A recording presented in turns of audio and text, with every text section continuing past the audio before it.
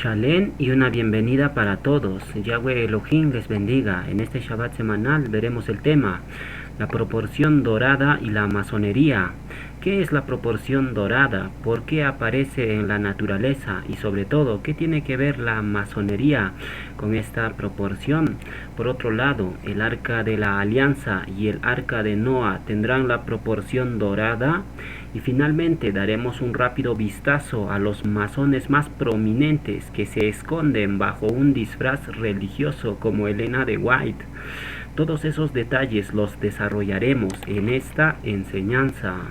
Comencemos por la proporción dorada, también conocido como número áureo, número de oro o incluso algunos lo llaman la divina proporción. Pero, ¿qué es una proporción? Es la relación que existe entre la medida de una longitud entre otra longitud. En simples palabras, una proporción es una división entre dos números. Partiendo de esta premisa base, podemos definir la proporción áurea como la división de los siguientes números. El primer número es igual a 1 más raíz de 5 y el segundo número es 2. Dividiendo esos dos números tenemos el valor de 1.618. Este número cuenta con infinitas cifras decimales, pero para efectos de esta enseñanza vamos a redondear este número a una sola cifra decimal, con lo cual tendríamos que la proporción áurea tendría un valor de 1.6. Este valor se aproxima mucho a la proporción con que fue hecha el arca de la alianza, pero eso lo vamos a ver más adelante. Primero definamos bien cómo surge este número o proporción áurea. Para ello vamos a hacer una pequeña demostración para que ustedes puedan visualizarlo mucho mejor, el origen primordial de este número. Comencemos con la demostración. Tenemos un cuadrado cuyo lado mide 1. Luego trazamos una diagonal desde el vértice superior del cuadrado hasta intersecar la mitad del lado inferior del cuadrado. La diagonal que trazamos haciendo los cálculos mide raíz de 5 sobre 2.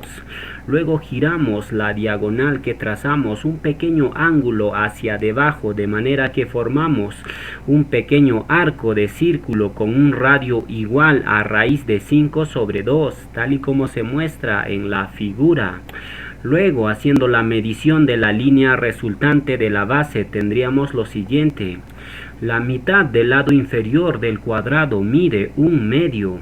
A esta medida le sumamos el radio del arco de círculo que calculamos, raíz de 5 sobre 2, con lo cual la línea inferior tendría una longitud total de 1 más raíz de 5, todo eso sobre 2. Ese valor corresponde exactamente al valor de la proporción áurea, que en números decimales se expresaría como 1.618. Luego, a partir de los datos numéricos que calculamos, podemos formar un rectángulo áureo, cuyos lados serían los siguientes. El lado menor mide 1 y el lado mayor mide 1.618. Este rectángulo áureo que formamos tiene propiedades muy especiales, únicas. Por ejemplo, ¿qué sucedería si formamos un cuadrado a partir del lado mayor de este rectángulo áureo? Sucedería lo siguiente.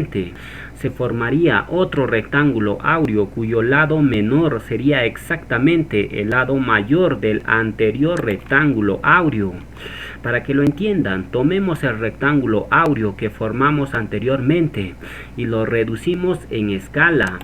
Luego le añadimos un cuadrado cuyo lado mide exactamente el lado mayor del rectángulo áureo. Luego nuevamente le añadimos otro cuadrado cuyo lado mide exactamente el lado mayor del rectángulo áureo anterior. Repetimos el proceso 2 veces más y tenemos que la figura resultante siempre nos da un nuevo rectángulo áureo. Podemos repetir el ciclo infinitamente y el resultado siempre será el mismo. Y lo interesante en estos rectángulos áureos es que se forma una figura muy especial y estética. ¿Qué figura se forma? Ahí lo tienen, se forma una espiral áurea. Esta espiral está presente en muchos aspectos de la creación de Yahweh. Por ejemplo, gran parte de nuestra naturaleza e incluso el propio tejido del universo parece estar formado de acuerdo a esta espiral áurea. Por ejemplo, la forma de la oreja humana tiene la forma de esta espiral. Lo mismo podemos decir del caparazón de un caracol, de la curvatura del colmillo de un elefante, del cuerno de un rinoceronte, y hasta incluso algunas galaxias del universo fueron creados siguiendo la espiral áurea.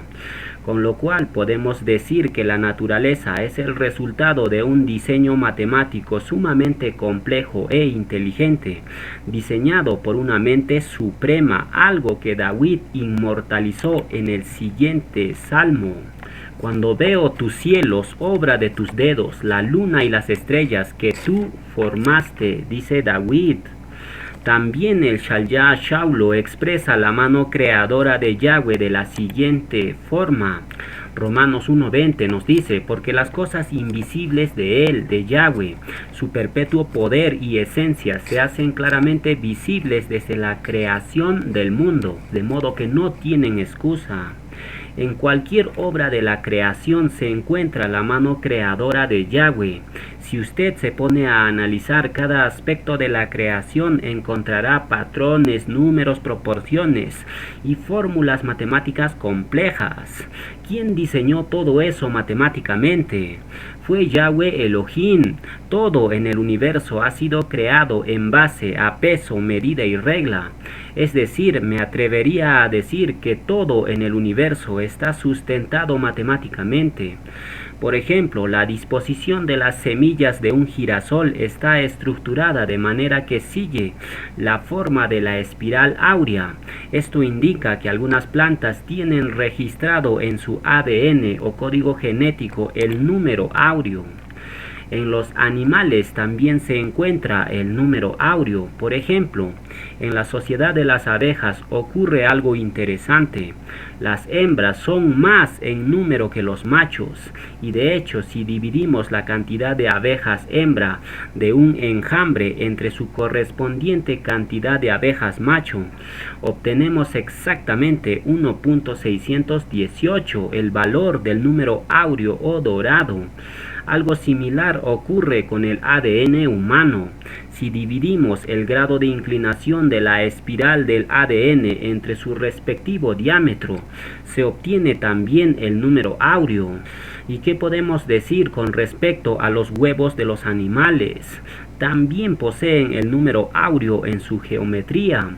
Por ejemplo, los huevos de las gallinas y de muchas otras aves son óvalos que pueden inscribirse en rectángulos áureos.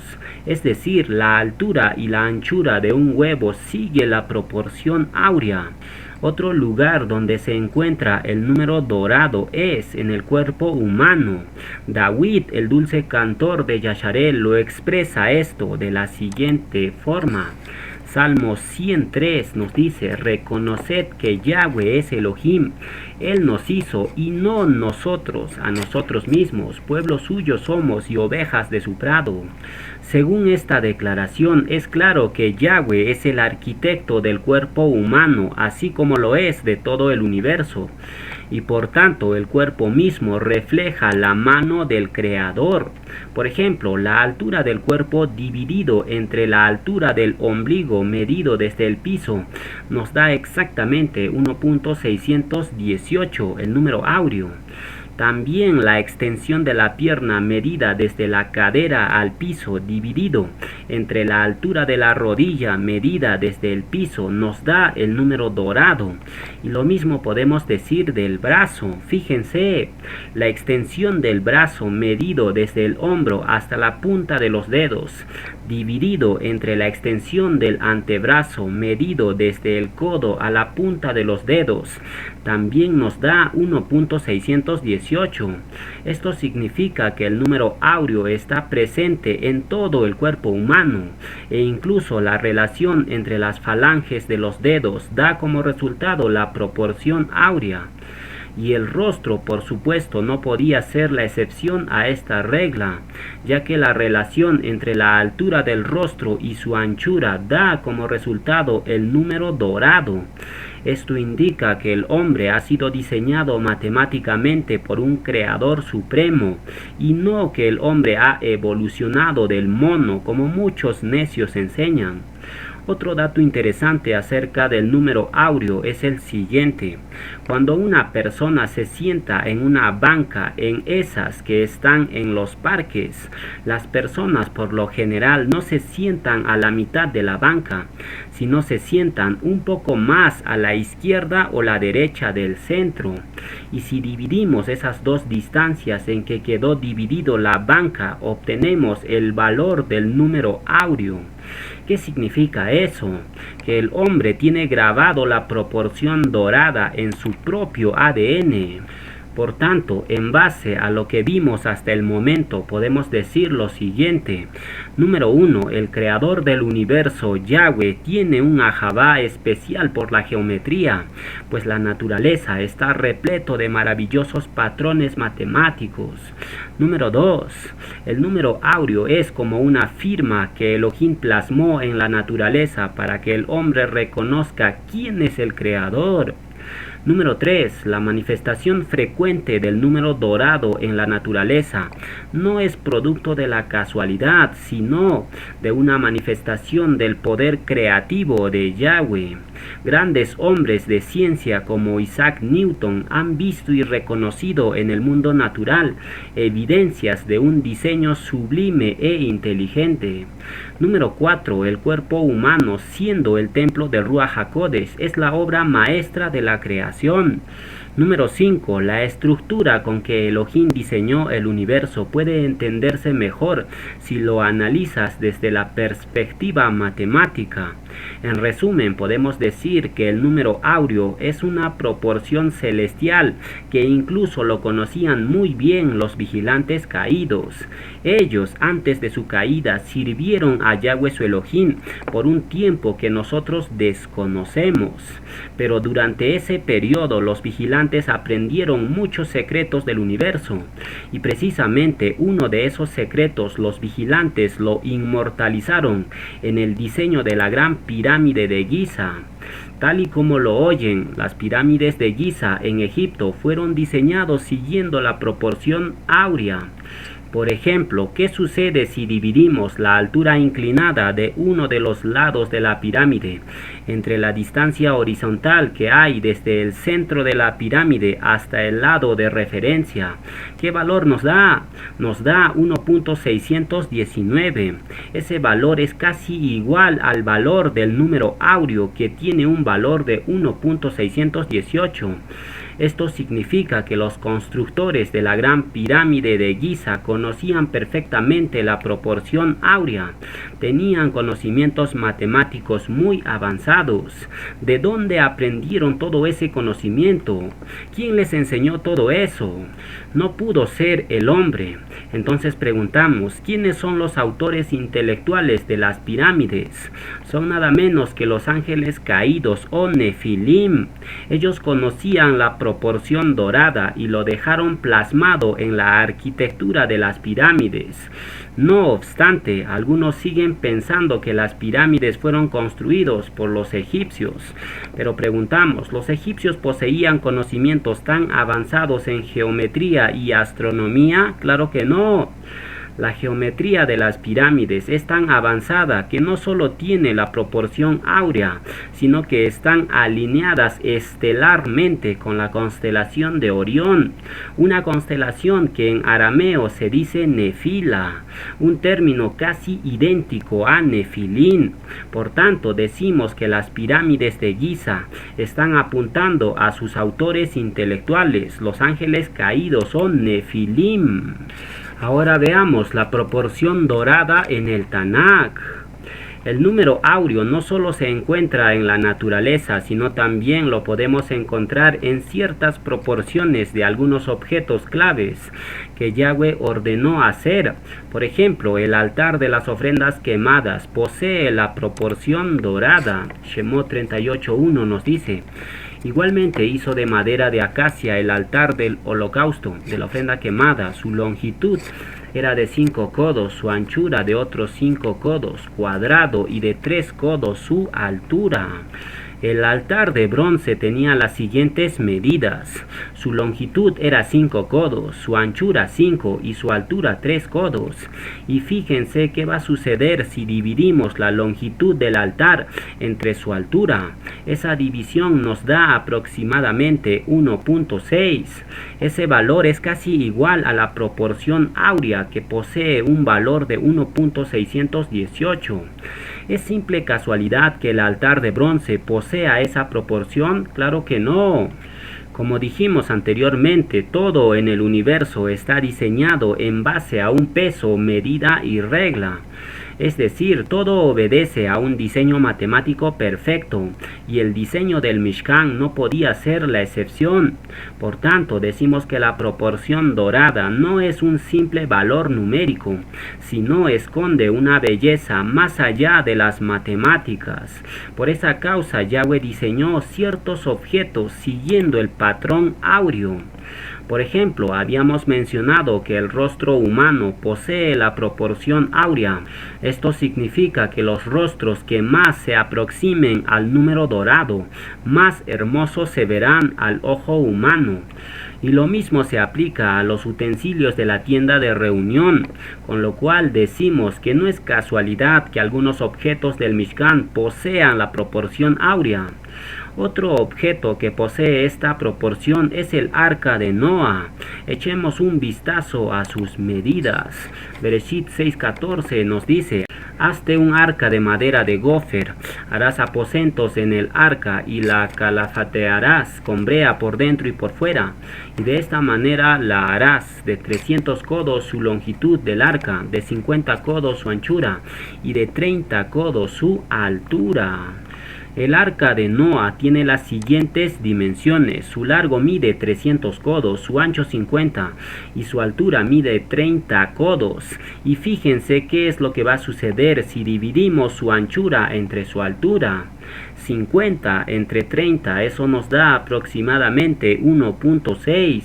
Ese valor es casi igual al número dorado. ¿Simple casualidad? Definitivamente no. El arca de Noa, aparte de que era estético, poseía un equilibrio perfecto en sus dimensiones. Esto significa que si Noa no hubiera hecho el arca según las dimensiones que Yahweh le ordenó, entonces tengan por seguro que el arca se hubiera hundido en las aguas del diluvio. Otro objeto del Mishkan que podríamos decir que es el más importante también posee la proporción dorada. Estamos hablando del arca de la alianza. Echemos un vistazo a sus dimensiones. Shemot 25:10 nos dice: harán también un arca de madera de acacia, cuya longitud será de 2 codos y medio, su anchura de codo y medio y su altura de codo y medio.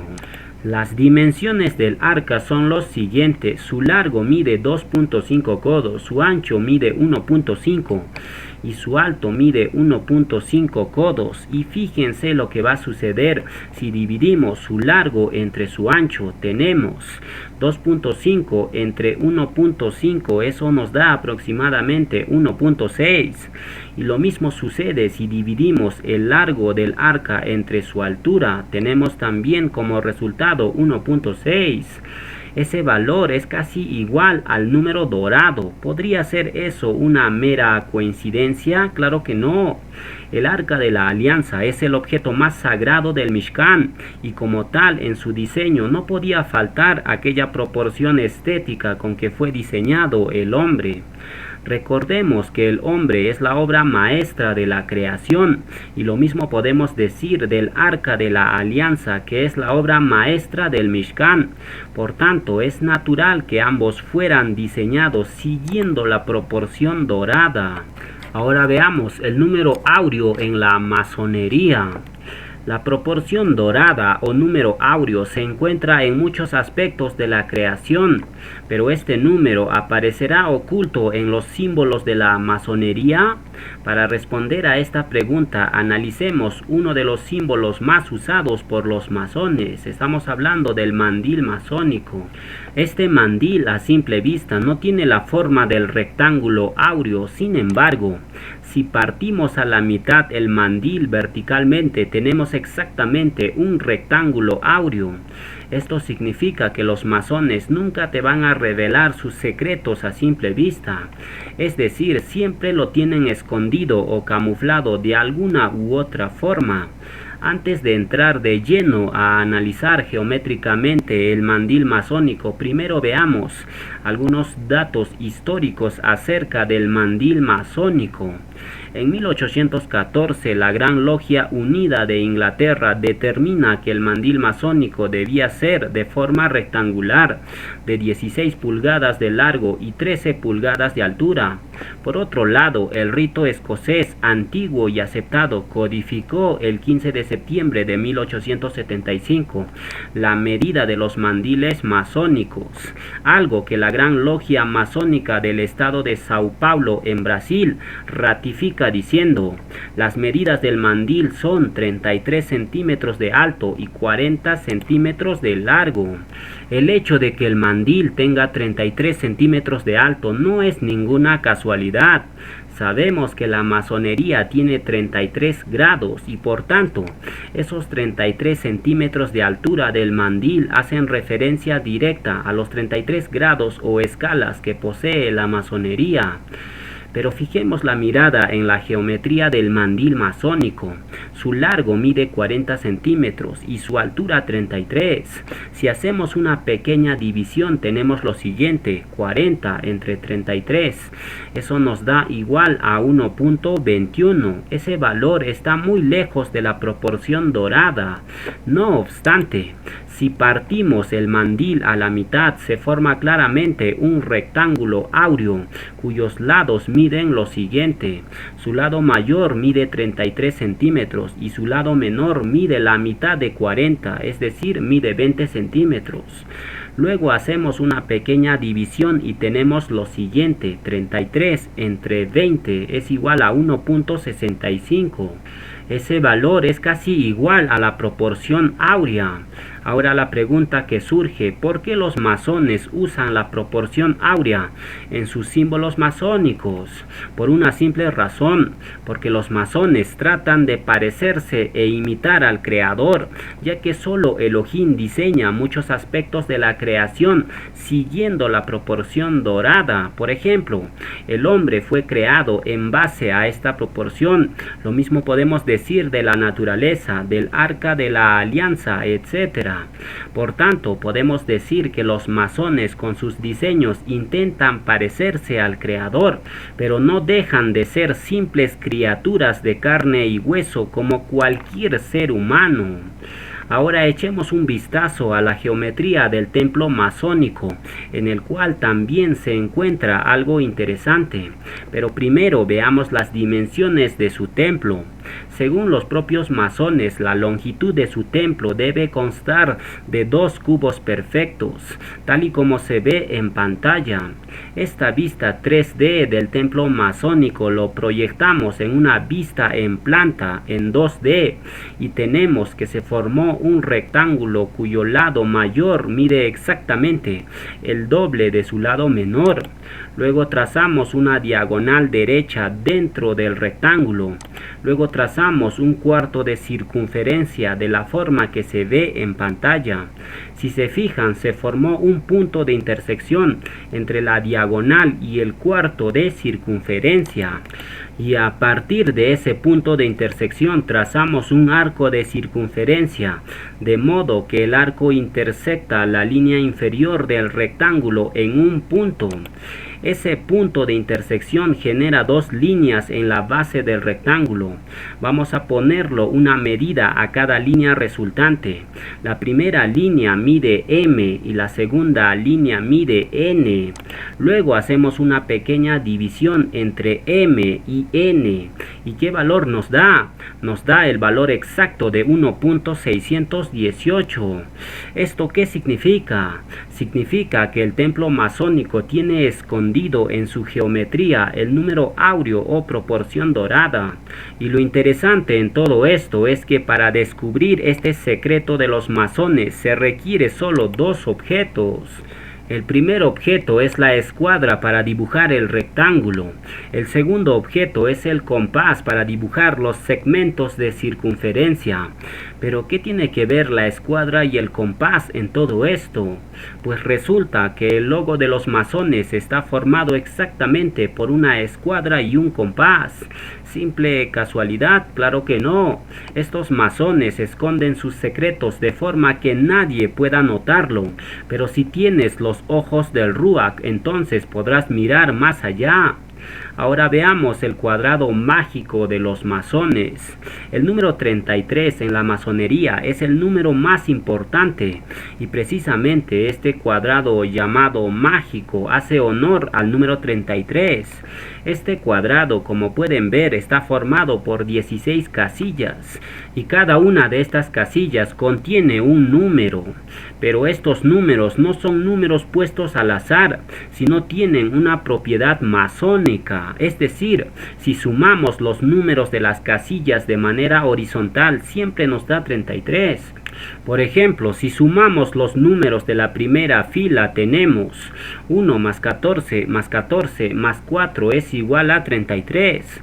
La segunda fila también nos da 33. Y así las 4 filas del tablero nos da siempre 33. Y lo mismo podemos decir si sumamos los números del cuadrado de forma vertical, siempre nos da 33. Las dos diagonales del cuadrado también suman 33. ¿Qué significa esto? Que este cuadrado llamado mágico hace honor a los masones. Pero ¿por qué los masones sienten tanta inclinación por el número 33? Porque el número 33 era un número muy usado por los budistas. Por ejemplo, los templos budistas tenían 33 escalones. Es decir, un seguidor de Buda tenía que subir 33 peldaños para acceder al interior de estos templos paganos. De esto podemos deducir fácilmente que la masonería tiene fuertes conexiones con el budismo. La otra razón fundamental por el cual los masones usan el número 33 es porque este número está asociado al número 6, al 666. Por ejemplo, el número 33 está compuesto por dos números 3. Y si sumamos esos dos números tenemos 3 más 3 es igual a 6. ¿Qué significado tiene el 6 para los masones? Tiene muchísimo significado. De hecho, los masones ya hemos visto que utilizan bastante el hexaedro o también llamado cubo de 6 caras. Sus templos están diseñados concretamente por cubos de 6 caras. Pero la pregunta, ¿por qué los masones usan el cubo? Porque el cubo esconde el número 666. Fíjense en la figura que se forma dentro del cubo. ¿Qué figura es? Es claramente un hexagrama o estrella de 6 puntas. Esta estrella está repleto por todas partes del número 6. Por ejemplo, la estrella tiene 6 puntas, tiene 6 triángulos equiláteros y se forma una figura de 6 lados en su centro. Con estos 3 datos se forma claramente el número 666, la marca de la bestia. Esto significa que la masonería es una entidad satánica que está al mando de Hasatán. Fíjense en el logo masónico, la escuadra y el compás. ¿Qué forma tiene? Tiene la forma de un hexagrama. Esta figura geométrica es el símbolo por excelencia de los masones y hasta incluso ellos mismos lo admiten a través del diseño del billete de $1. Fíjense muy bien cómo la palabra masón está escondida manera sutilmente en la frase Anuit coeptis novus ordo seclorum, que significa lo siguiente. Anuit coeptis significa anunciando el nacimiento de, y novus ordo seclorum significa nuevo orden de los ciclos. Por tanto, la frase latina Anuit coeptis novus ordo seclorum significa literalmente anunciando el nacimiento del nuevo orden mundial. ¿Quiénes están anunciando ese nuevo orden mundial? Son los masones, y de hecho la palabra masón se forma uniendo las letras que se encuentran en los vértices del hexagrama. Fíjense, la primera letra es la M, la segunda es la A, la tercera es la S, la cuarta es la O y la quinta es la N. ¿Qué dice ahí? Dice masón. ¿Será simple casualidad que apareciera la palabra masón o alguien lo codificó intencionalmente? Es obvio que una mano negra codificó el término masón en el billete de $1, con lo cual es muy fácil deducir que los masones están detrás del nuevo orden mundial. Conociendo que los masones están detrás del nuevo orden mundial y además su símbolo máximo es el hexagrama o estrella de 6 puntas, entonces, ¿qué podemos decir del Estado de Israel que porta en su bandera un hexagrama? Que este Estado no fue fundado por el Creador Yahweh, sino ¿quién lo fundó? Fueron los masones de la casa Rothschild. Esta familia usa como su emblema o escudo una estrella roja de 6 puntas, y hasta incluso la propia palabra Rothschild da testificar de ello. Fíjense que Rothschild es una palabra alemán que significa escudo rojo. Esto significa que los que están detrás del nuevo orden mundial y asimismo los que están detrás del Estado de Israel son los judíos masones de la casa Rothschild. Estos judíos masones tienen tanto poder que hasta incluso controlan el Vaticano a través del Papa Negro, el cual desde luego es un masón de alto grado. Fíjense en la mitra del Papa, ¿qué símbolo porta? El símbolo de los masones. Entonces, ¿qué podemos decir del Vaticano? Podemos decir lo siguiente: dime con quién andas y te diré quién eres. ¿Con quién anda el Papa? Con los masones. Fíjense en la foto cómo el Papa Francisco está saludando a la reina Isabel, una masona de alto grado. También tenemos a Benedicto XVI que está saludando a otro masón usando el saludo masónico. Por tanto, ¿qué podemos concluir del Vaticano? Que el Vaticano es una organización infectado de masones que trabajan desde luego para su padre Hasatán. Mateo 10:26 nos dice: así que no los temáis, porque nada hay encubierto que no haya de ser manifestado, ni oculto que no haya de saberse. Y no participéis en las obras infructuosas de las tinieblas, sino más bien reprendedlas, porque vergonzoso es aún hablar de lo que ellos hacen en secreto. Mas todas las cosas, cuando son puestas en evidencia por la luz, son hechas manifiestas, porque la luz es lo que manifiesta todo.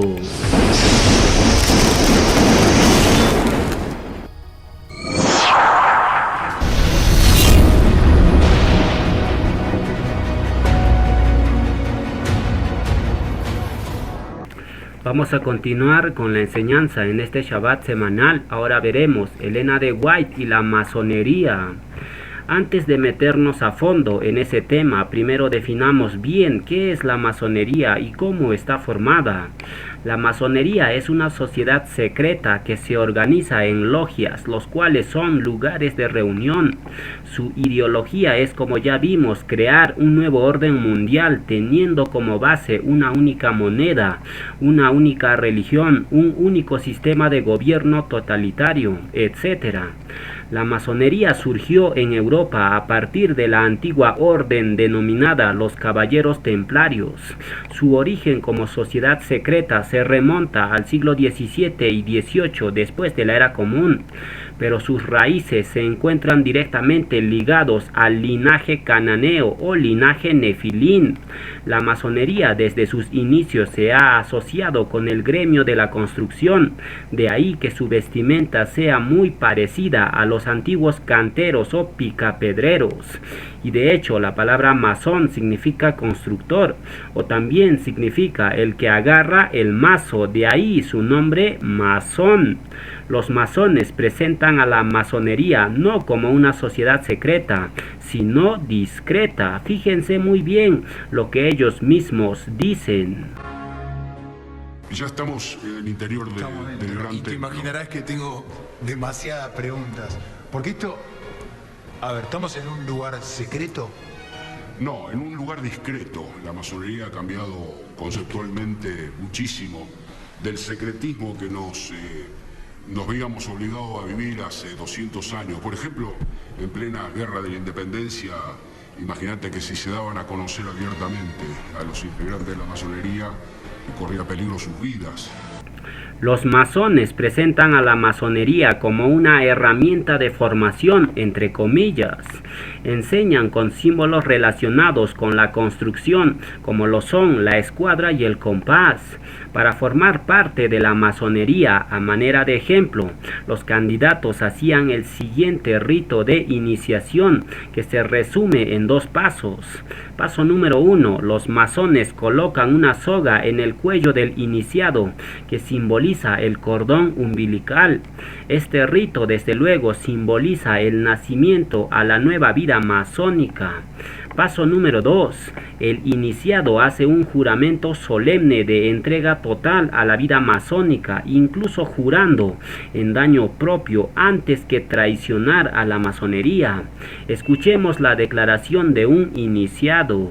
Con esto juro solemnemente proteger, bajo no menos pena de que me corten el cuello, me arranquen la lengua desde la raíz o me entierren cerca del nivel del agua, donde la marea sube y baja. Estos ritos iniciáticos son desde luego esotéricos y satánicos, debido al alto simbolismo que manejan sus rituales, cuyo fin es honrar a su padre Hasatán. Ahora, antes de que una persona forme parte de la masonería, los masones reciben a las personas con el siguiente saludo.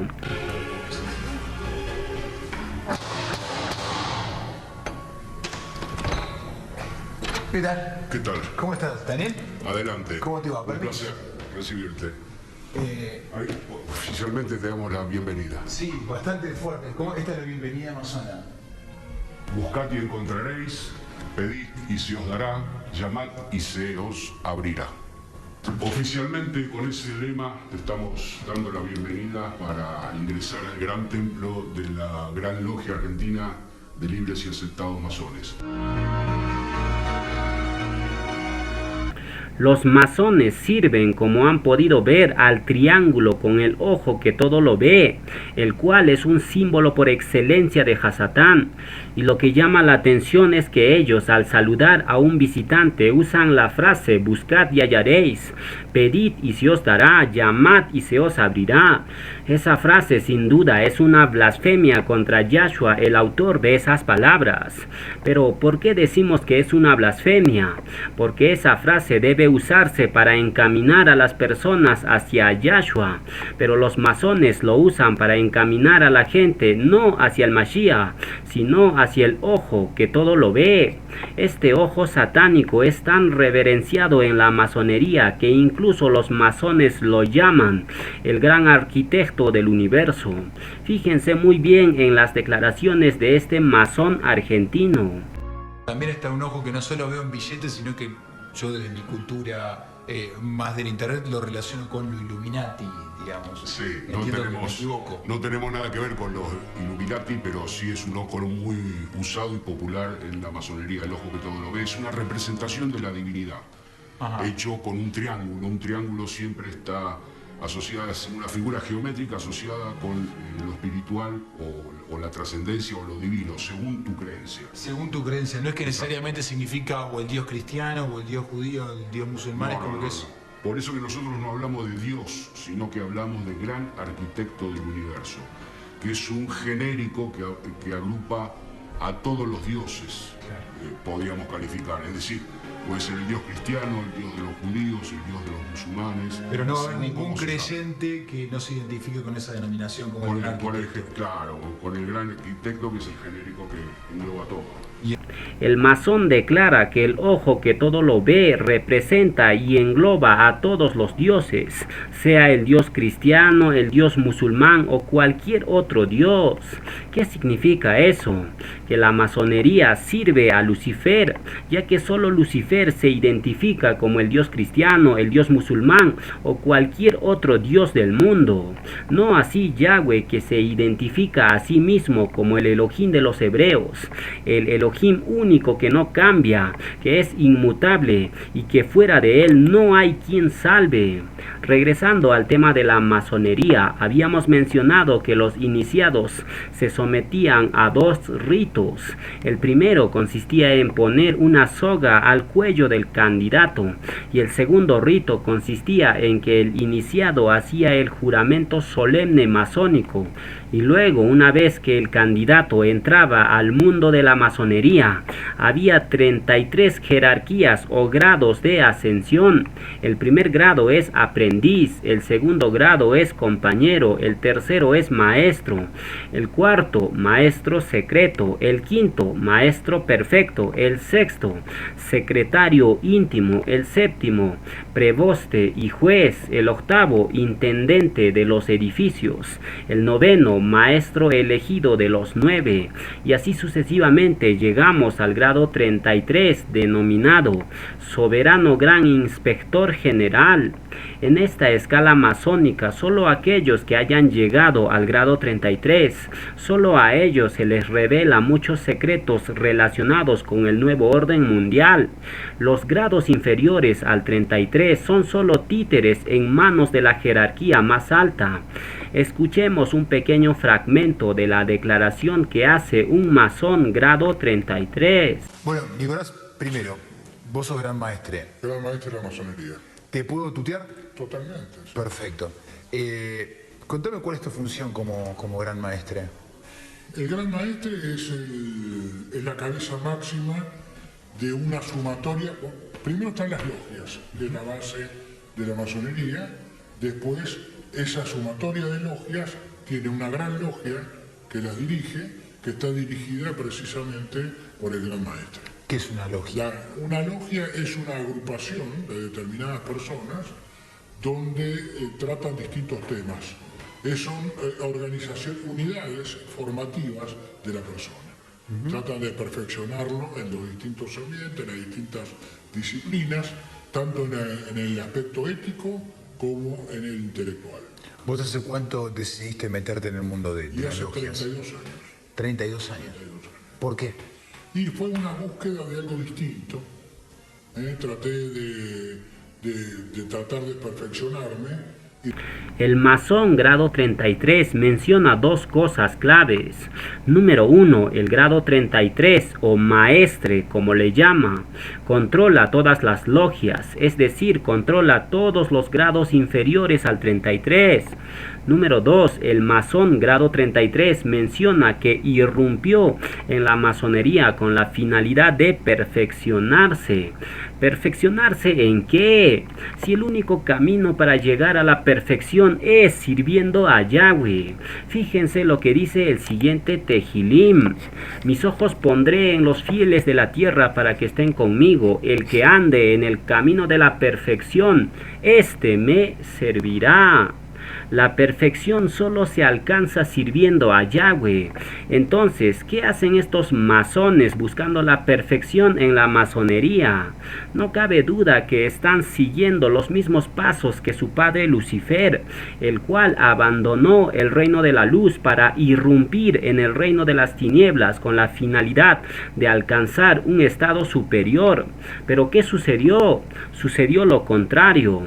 Lucifer fue el sello de la perfección mientras estaba sirviendo a Yahweh su Elohim, pero cuando decidió apartarse de los caminos de Elohim, perdió toda esa perfección y se convirtió en un ser totalmente oscuro y maligno que se opone totalmente al reino de la luz. Por tanto, decimos que todos aquellos que busquen la perfección en el reino de las tinieblas no encontrarán esa perfección que buscan, sino solo encontrarán ruina, miseria, caos, destrucción y muerte. Todo eso es la retribución de aquellos que anden en las tinieblas. Sigamos analizando las palabras de estos masones siervos de Hasatán. Ellos afirman algo que llama la atención. Escuchemos sus palabras. ¿De dónde parte el interés en un principio? Quiero decir, vos como gran maestre estás atento a la sociedad para ver a qué personas incorporar. ¿O es al revés? No, ellos vienen a buscar justamente lo que nosotros denominamos la luz, la búsqueda del conocimiento y la verdad. Hermano primer vigilante, ¿qué pedís para el profano que se halla entre columnas? Luz. ¿Qué dijo el masón acerca de las personas que se acercan a la masonería? Dijo claramente que las personas vienen a buscar la luz de la verdad. ¿Cómo? ¿La luz de la verdad puede encontrarse en la masonería? Definitivamente no. La luz de la verdad solo se encuentra en Yahshua HaMashiach, no se encuentra en el reino de las tinieblas. De esto podemos deducir que el masón grado 33 llama luz a las tinieblas, llama bueno a algo malo. ¿Y qué dice Yahweh con respecto a estas personas? Dice lo siguiente, Yeshaya 5:20 nos dice: ay de los que a lo malo dicen bueno, y a lo bueno malo, que hacen de la luz tinieblas, y de las tinieblas luz, que ponen lo amargo por dulce, y lo dulce por amargo. Los que llaman luz a las tinieblas, y llaman bueno a algo malo, se están atrayendo a ellos mismos la ira de Yahweh Elohim. Regresando al tema de la masonería, actualmente se estima que hay 6 millones de masones en todo el mundo, y gran parte de ellos ocupan puestos importantes en política, banca y universidades. Incluso se sabe que Estados Unidos fue fundado por los masones, algo que se hace evidente al mirar el billete de $1. Casi todos los presidentes de Estados Unidos fueron y siguen siendo masones de alto grado. También se dice que los astronautas del Apolo 11 fueron masones. Todo indica que el mundo está infectado de masones en todos lados. Estos masones se comunican con un lenguaje secreto. Se identifican unos a otros al saludarse, con un apretón de manos muy distinto al habitual. Por ejemplo, tenemos al masón llamado Papa Benedicto XVI saludando a otro masón con un apretón de manos. Otro saludo bastante conocido de los masones es la señal de la mano escondida. Por ejemplo, tenemos al supuesto libertador llamado Simón Bolívar usando esta señal. También tenemos a Carlos Marx, el fundador del marxismo, haciendo la misma señal. ¿Qué significa esto? Que todos los personajes ilustres, entre comillas, fueron todos masones de alto grado. ¿Y qué podemos decir de los fundadores de todas las iglesias protestantes del cristianismo? Que también fueron todos masones. Por ejemplo, vamos a analizar a la fundadora del adventismo. Estamos hablando de Elena G. de White. ¿Esta señora habrá sido masona? Vamos a verlo. Algunos defensores de Elena de White afirman que esta señora no era masona y se basan en los escritos de esta señora para afirmar tal cosa. Citan el siguiente texto de Elena que dice lo siguiente: esas sociedades masónicas que no están controladas por el amor y el temor de Dios no representan ningún bien para el hombre. El fraude corre a lo largo de esas sociedades secretas y ninguna persona que se una a ella puede ser considerada libre delante de Dios y del cielo, afirma Elena G. de White.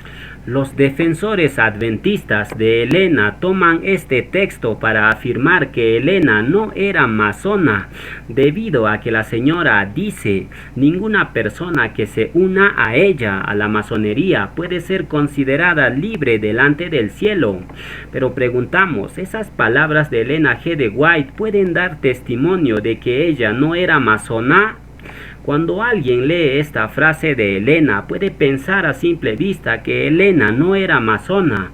Sin embargo, ¿qué dice la palabra de Elohim? Que el árbol se conoce por sus frutos. Entonces analicemos los hechos de Helena y ustedes mismos sacarán sus propias conclusiones. Tenemos esta foto de Helena posando junto a sus colaboradores adventistas. Y fíjense qué señal están haciendo los colaboradores de Helena G. de White. Están haciendo la señal de la mano escondida. ¿Y quienes realizan esa señal? Son los masones. Entonces, ¿qué podemos decir de los colaboradores adventistas de Helena? Que todos ellos fueron masones de alto grado. Partiendo de esta premisa, la señora White comienza a tener antecedentes masónicos. Ahora fíjense en esta otra foto. Se ve a la señora Helena ubicado al centro de la foto y detrás de ella está ubicado a su esposo James White. Esa posición nos dice muchas cosas. Nos dice que la cabeza no es el varón sino la mujer. ¿Qué clase de abominación es esa? Pero lo interesante de esta fotografía es que el esposo de Helena, James, está posando en la fotografía con la mano escondida. Fíjense muy bien que su mano izquierda está escondida en su saco y su mano derecha está sobre el hombro de su esposa. ¿Qué significa eso? Que el esposo de Helena de White era un masón de alto grado, ya que solo los masones hacen la señal de la mano escondida para indicar que sus acciones se realizan en las sombras. Por tanto, ¿qué podemos decir de Helena G. de White? Que indiscutiblemente era masona así como su esposo, porque escrito está, el hombre y la mujer serán una sola carne. Ahora, la prueba definitiva que demuestra que Helena de White era una masona de alto grado es el siguiente. Resulta que la tumba de Helena tiene erigido un obelisco. Ahora la pregunta que surge, si Helena no fuera masona, entonces, ¿por qué en su tumba hay un obelisco masónico? Muy simple, Helena perteneció a la masonería, ya que solo los masones tienen erigido en su tumba un obelisco. Pero ¿qué significa el obelisco? El obelisco es un símbolo por excelencia del paganismo egipcio. Así, por ejemplo, en el antiguo Egipto se erigían obeliscos para representar el miembro viril del dios egipcio Osiris. Y de hecho, Albert Pike, un prominente masón, dice explícitamente que el obelisco representa el miembro sexual masculino del dios egipcio Osiris. De aquí podemos deducir que el obelisco es un símbolo satánico que fue adoptado por los masones como su símbolo distintivo. Y hasta incluso el Vaticano porta el obelisco en la plaza de San Pedro del Vaticano. Por tanto, ¿qué podemos decir de Helena de White que porta un obelisco en su tumba? Que esta señora practicó la masonería en su más alto grado, ya que solo los masones más prominentes tienen un obelisco en su tumba. Ahora, los defensores de Helena de White no saben cómo defender a su profetisa masona.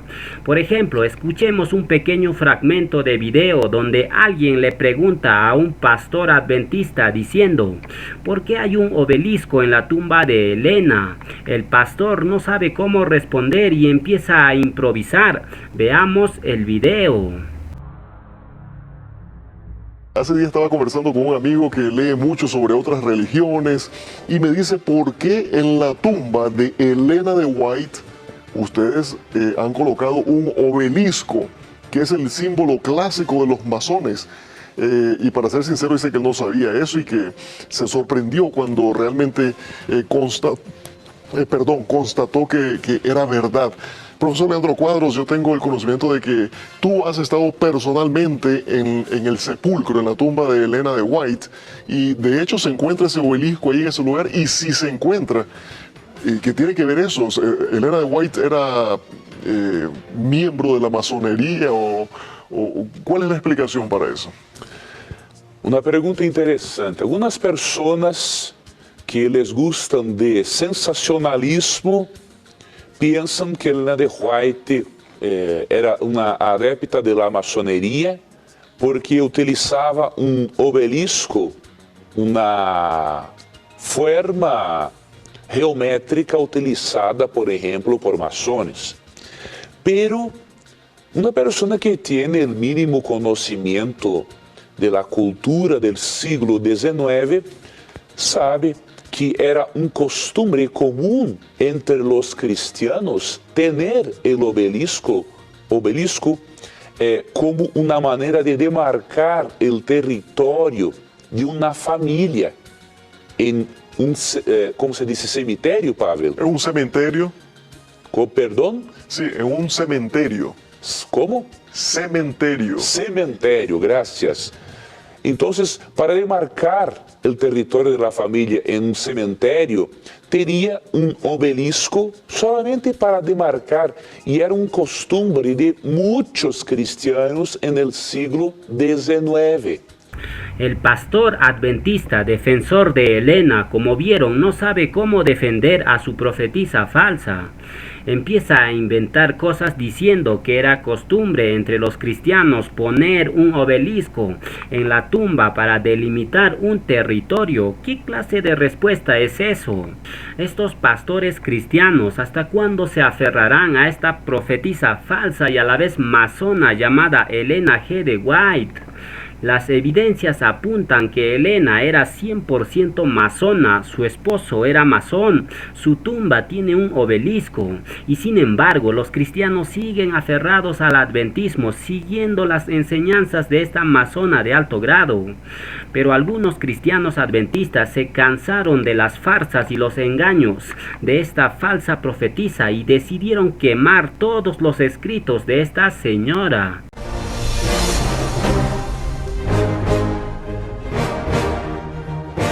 Hola, somos los hermanos Heyer, acá Gabriel Heyer y yo, Edgardo Heyer. Estamos aquí ante un evento muy pero muy importante. En el día de hoy vamos a hacer la gran fogata White. Así es. Y acá, como verán, están los libros. Bueno, hay algunos libros. La serie completa de Testimonios para la Iglesia. Los 9 tomos. Tomo 1. El tomo 2, y ustedes, aunque no lo crean, el tomo 2 de vuelta, el tomo 3, 4, 5, bueno, 6, 7, el 8 y obviamente el tomo 9 de la profetisa falsa White. Aquí, como verán, la creencia de los adventistas del séptimo día. Y obviamente adentro está y dice que creen en tres. La Trinidad, esto sería Seminario la fe. Apocalipsis. Cierto, parecía la fe de Jesús. Los himnarios. Los himnarios adventistas. Todo va a ir al fuego. Todo al fuego, la fogata, himnario adventista. Mire, la llama. Los propios seguidores de los adventistas se están dando cuenta del engaño de esta señora White y por eso quemaron sus libros. ¿Y usted qué está esperando para salir del adventismo y buscar la verdad? La verdad usted nunca la va a encontrar en ninguna religión, llámese católico, adventista, mormón, testigo de Jehová, luteranos, bautistas, tantas denominaciones que nacieron del catolicismo romano. Pero todas sirven al mismo ídolo grecorromano llamado Jesús. Salga de esas iglesias paganas y comience a escudriñar las escrituras desde la perspectiva hebrea y encontrará la verdad. ¿Quién es esa verdad? Es Yahshua HaMashiach. Ahora veamos otro fragmento de video donde los propios adventistas mencionan algo interesante. Bueno, por acá tenemos más libros de Helena de White, La Segunda Venida y el Cielo. Libro Recibiréis Poder, Poder de Satanás, que es justamente de la mentira, que también va todo a la hoguera. Y esto que venden para los niños, el maravilloso mundo de la Biblia para los niños, todo ilustrado, con creencias trinitarias. Acá creo que decía que estaba, acá mira, dice, aún en el sexto día, Jesús le dijo a Dios Padre y a Dios Espíritu Santo, ahora nosotros hagamos al hombre. ¿Qué dice? Mentira. En el sexto día Jesús le dijo a Dios Padre y a Dios Espíritu Santo. O sea, un libro trinitario que se va a la basura, porque esto no dice la Biblia. Entonces se va directamente a la hoguera. La doctrina de la Trinidad es netamente católico. Esa doctrina fue inventada por Roma en el IV siglo de nuestra era, y de hecho la propia Iglesia Católica admite que la Trinidad apareció en el IV siglo. Fíjense lo que dice el Catecismo Bíblico Vaticano II. Ahí nos dice: en Cristo. La Biblia nos dice que los cristianos son bautizados en Cristo. En Hechos de los Apóstoles dice: bautizándolos en el nombre personal de Yahshua. Una mejor traducción sería: dentro del nombre de Yahshua. Solo en el IV siglo, ahí está la clave, solo en el IV siglo la frase en el nombre del Padre, del Hijo y del Espíritu Santo se convirtió en una práctica. También la Enciclopedia Católica volumen 8 reafirma que la Trinidad es un invento católico. Leamos la fuente. Justino Mártir fue uno de los primeros padres de la Iglesia Católica Romana que ayudó a cambiar el antiguo bautismo de en nombre de Yahshua HaMashiach a los títulos de Padre, Hijo y Espíritu Santo.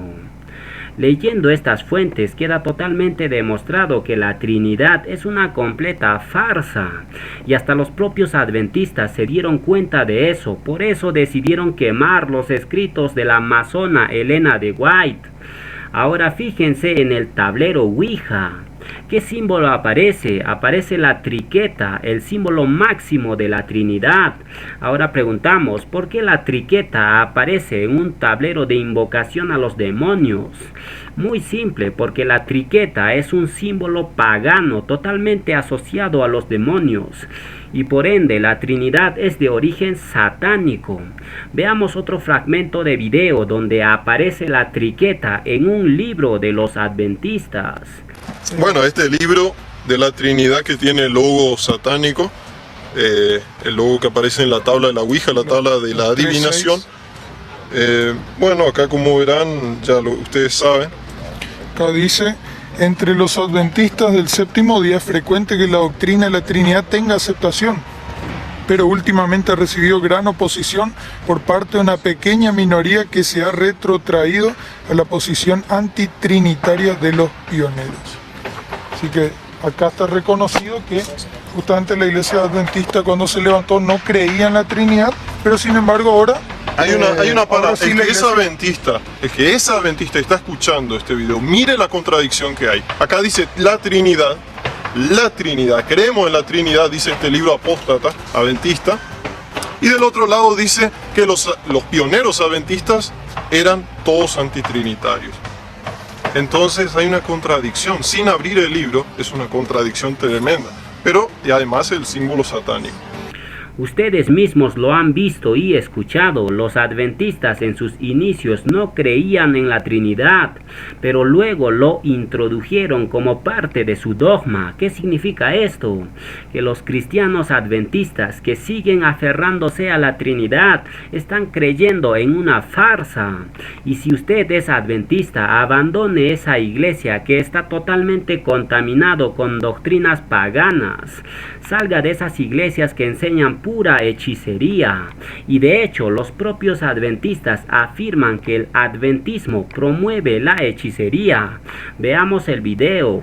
Y bueno, y este libro que se llama Mensajera del Señor. ¿Pero de qué Señor será? Del Señor Satanás, porque este es un libro de hechicería totalmente. Es un libro muy grande. La biografía de los distintos pioneros de Elena White, su obra, bueno, también su ministerio completo y se va al hay algo más. Esto por ahí les va a sorprender. Miren lo que es esto. Está el precio todavía. Está el precio aún todavía, 16,10 pesos argentinos. Conoce la vida de Elena de White, juego de cartas biográfico para 4 o más jugadores. A ver, vamos a abrir. Ahí. Miren, el comodín.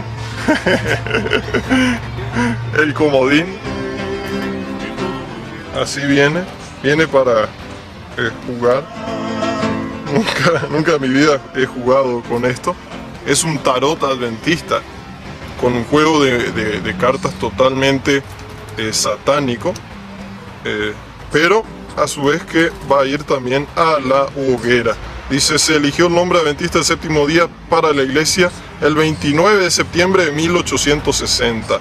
Y es así todo un juego de información de la iglesia acerca de la iglesia. Y bueno, todo esto vamos a proceder a quemarlo. Un juego de cartas basado en la vida de Elena de White. ¿Qué les parece?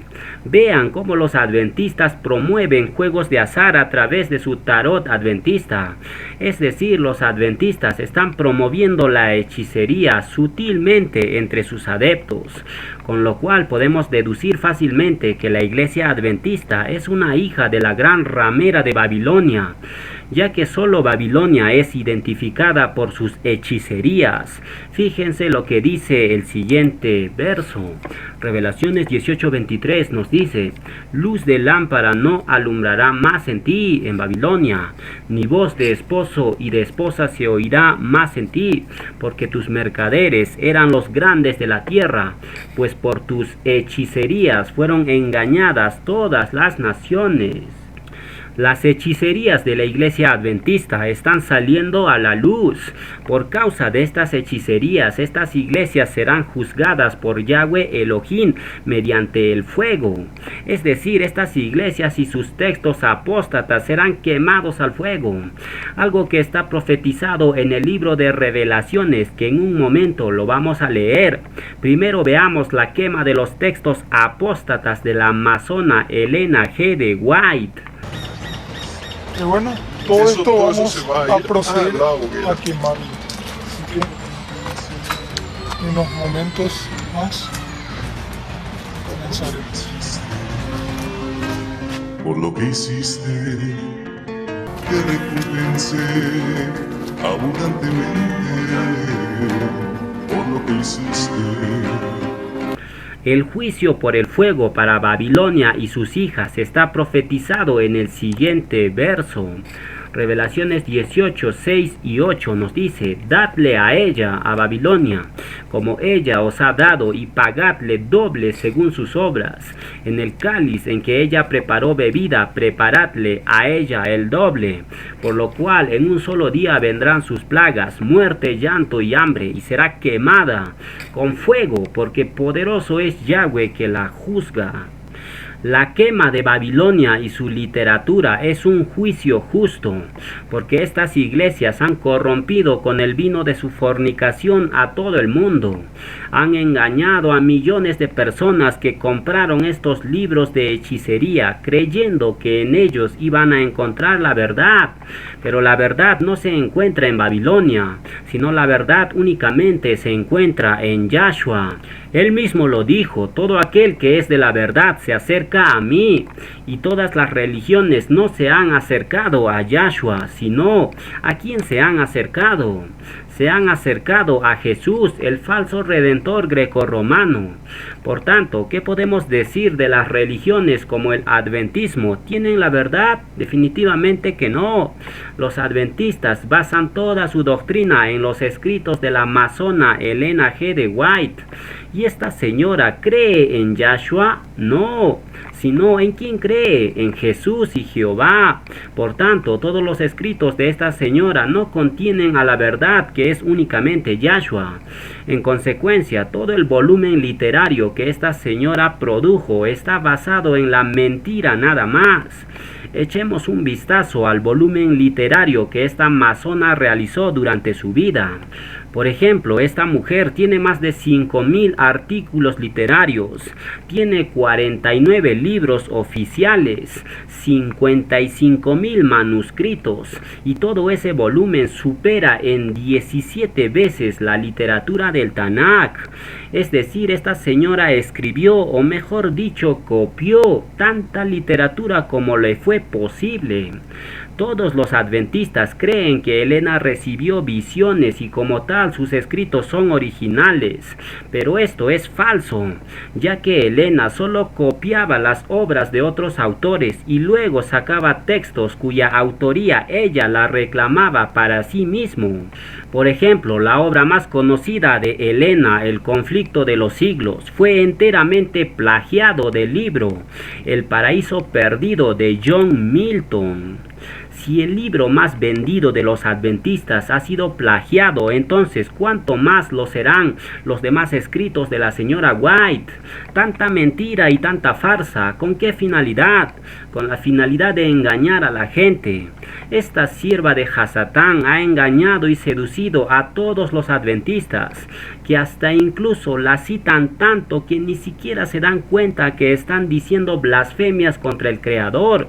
Escuchemos lo que dice este pastor adventista.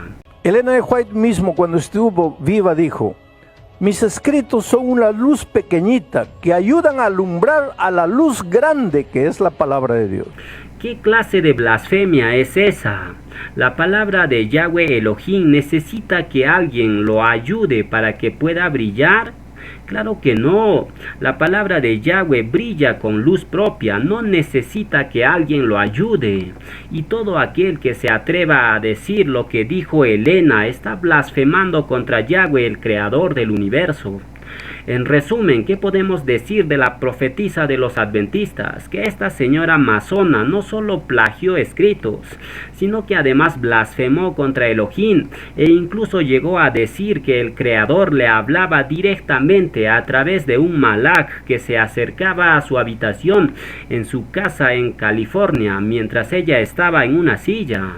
Pero ¿qué dice el Brit Hadashah con respecto a aquellos que supuestamente recibieron una revelación de un malaj? Gálatas 1:8 nos dice: mas si aún nosotros o un malaj del cielo os anunciare otra besorá diferente del que os hemos anunciado, sea anatema. El evangelio que anuncia la profetisa de los adventistas será igual a las buenas nuevas que anunciaron los discípulos de Yahshua. Claro que no, no son iguales, son completamente diferentes. Por ejemplo, los discípulos del Mashiach anunciaron las buenas nuevas en nombre de Yahshua HaMashiach, y la profetisa de los adventistas anunció su evangelio en nombre de Jesús. Por tanto, ¿qué podemos decir del evangelio de la señora White? Que su evangelio es completamente diferente a las buenas nuevas que anunciaron los discípulos de Yahshua. Por ende, el evangelio de la señora White ya está bajo anatema, es decir, ya está maldito. Shaulo lo dijo claramente. Con lo cual, ¿qué podemos decir de los escritos de la profetisa de los adventistas? Que esos escritos, al igual que su autora, ya están malditos. Y todos aquellos que estén leyendo esos escritos naturalmente se están acarreando maldición sobre ellos. Por tanto, decimos, abandonen el adventismo o cualquier otra religión, dejen de tocar lo inmundo y vengan a Yahweh para ser purificados. Ya no toquen los escritos inmundos y Yahweh los recibirá. Segunda de Corintios 6:17 nos dice: por lo cual salid de en medio de ellos y apartaos, dice Yahweh, y no toquéis lo inmundo, y yo os recibiré. Inclinad vuestro oído y venid a mí, oíd y vivirá vuestra nefesh, y haré con vosotros pacto perpetuo, las compasiones firmes a David. Buscad a Yahweh mientras pueda ser hallado, llamadle en tanto que está cercano. Deje el impío su camino y el hombre inicuo sus pensamientos, y vuélvase a Yahweh, el cual tendrá de él compasión, y al Elohim nuestro, el cual será amplio en perdonar.